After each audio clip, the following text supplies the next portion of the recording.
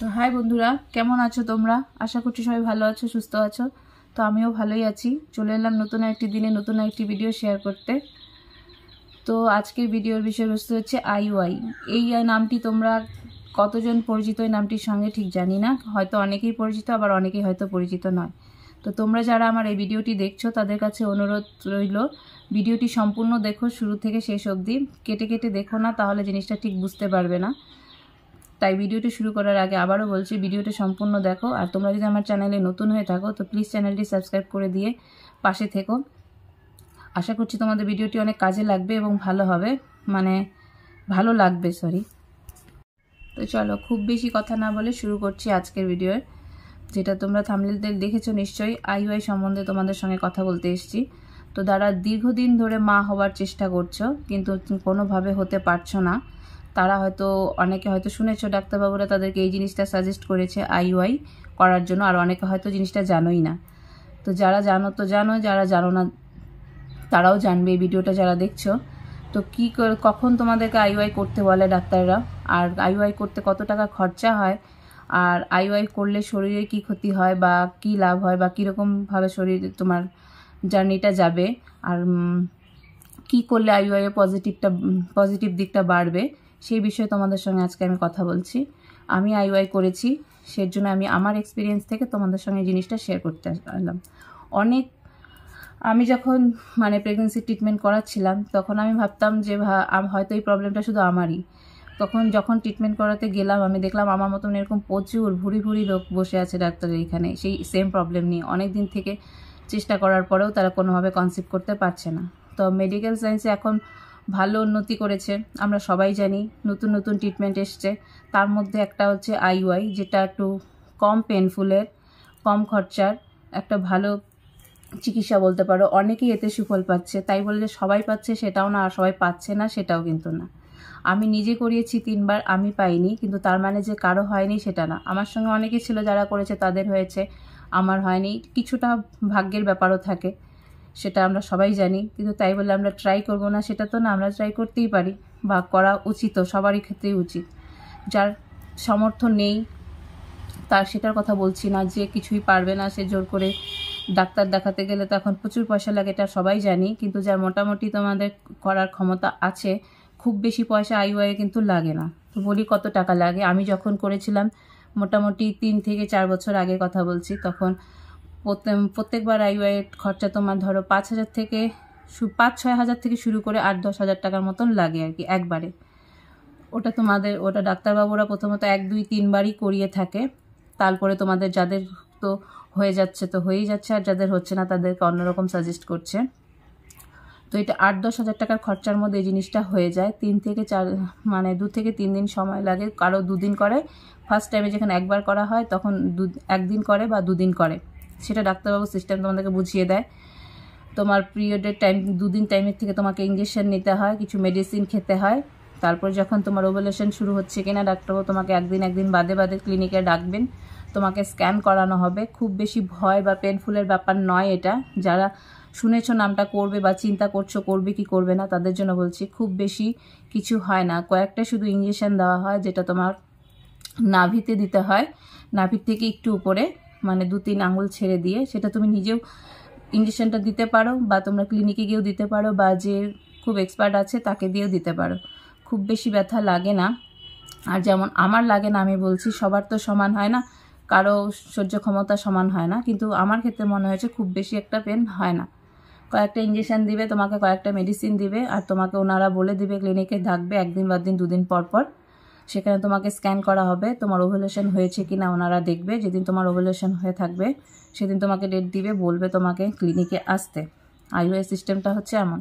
তারপর তোমার যে পার্টনার হাজব্যান্ড, তাকেও আসতে বলবে সেদিন। তো হাজব্যান্ডের স্যাম্পল কালেক্ট করা হবে। তো সেই জিনিসটা অনেকে হয়তো জানো খোলা, আর অনেকে হয়তো জিনিসটা জানো না, ঠিক বুঝতে পারো না। তাদের জন্য ক্লিয়ার করে বলি, এটা একদম সোজা কথা, সোজা ক্লিয়ারভাবে বলছি। তো যেই ক্লিনিকে তোমরা এই জিনিসগুলো করাবে, সেখানে প্রত্যেকটা ক্লিনিকে একটা রুম থাকে স্যাম্পল কালেক্ট করার জন্য। তোমাদেরকে সেই তোমার হাজব্যান্ড যে থাকবে তার স্যাম্পল নেওয়ার জন্য ডাক্তারবাবুরা বলবে। সেখান থেকে স্যাম্পল কালেক্ট করার পরে তোমরা ক্লিনিকে জমা করবে। তোমাদেরকে একটা নির্দিষ্ট টাইম দেওয়া হবে যে এই টাইমটাতে তোমরা আসো, তো তোমরা তোমাদের টাইম মতন সেখানে যাবে। তার আগে তোমাকে অজ্ঞান করা মানে কাটা ছেঁড়া এটাতে কিছুই করা হয় না, জাস্ট তোমাদের স্যাম্পলটাকে ওনারা প্রসেস করে কি রেডি করে তৈরি করে একটা এরকম ক্যাথেলাইন থাকে লম্বা, তার মাধ্যমে ওনারা ট্রান্সফার করে।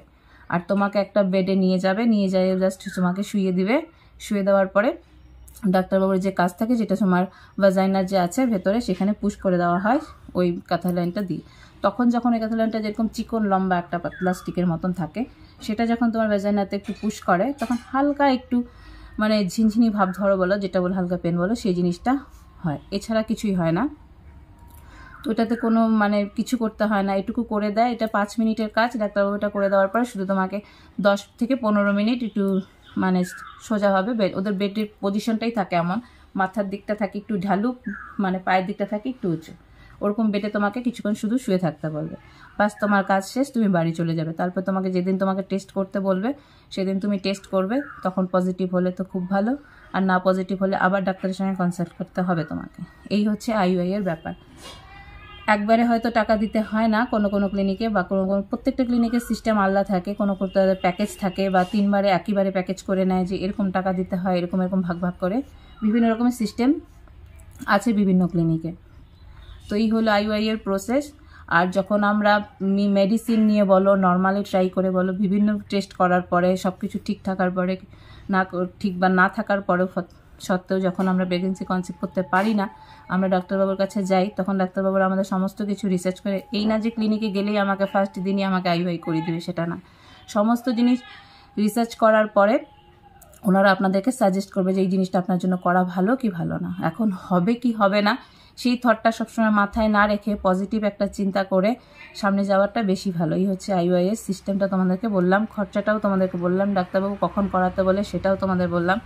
আরও একটা কথা আমি আমার পার্সোনাল দিক থেকে বলছি, তোমরা যখন এই ট্রিটমেন্টগুলো যারা করবে তারা একটা ভালো করে খোঁজখবর নিয়ে, তো তোমরা একটা ভালো করে খোঁজ করে নিও যে কোন ক্লিনিকে ভালো কাজ হয় এই জিনিসগুলোর জন্য।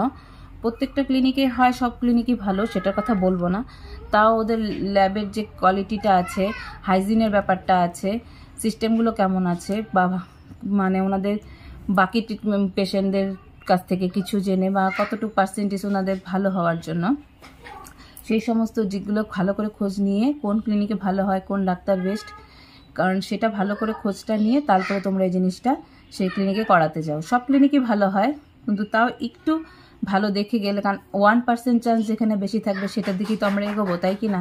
যেহেতু এটা আমরা অনেক দিন থেকে চেষ্টা করে একটা বাচ্চা যেহেতু পাচ্ছি না, তার জন্য যখন এই জিনিস স্ট্রাগলটা করছি, তখন আমরা 1% চান্স যেখানে বেশি থাকবে সেখানেই যাব, তাই তো এটা।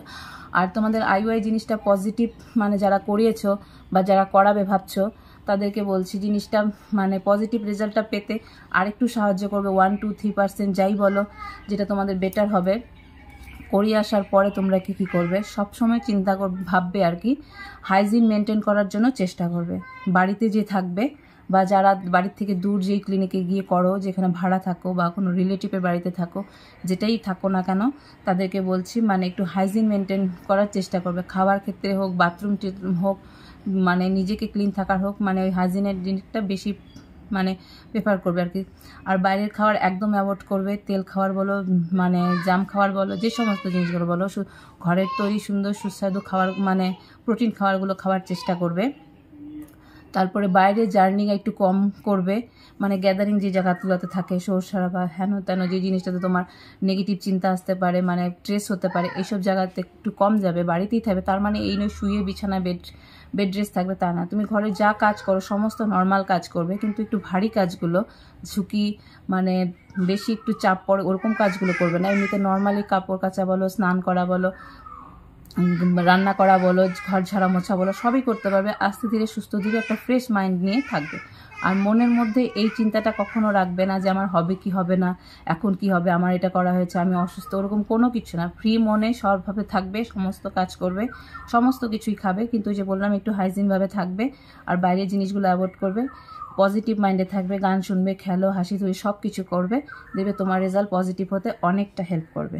আমার হয়নি ঠিকই, কিন্তু তোমাদের অনেকেরই হয়েছে, সেজন্যই বললাম। তো আইইউআই ব্যাপারটা তোমাদের সঙ্গে অনেকটা আশা করছি ক্লিয়ার করতে পেরেছি। যদি ভিডিওটা তোমাদের ভালো লাগে বা কারো অন্য কিছু জানার থাকে তো প্লিজ আমাকে কমেন্ট করো, আমি তোমাদের রিপ্লাই দেবো। তো সবাই ভালো থেকো, সুস্থ থেকো, টাটা। আসছি নেক্সট দিন অন্য কোনো ভিডিও নিয়ে।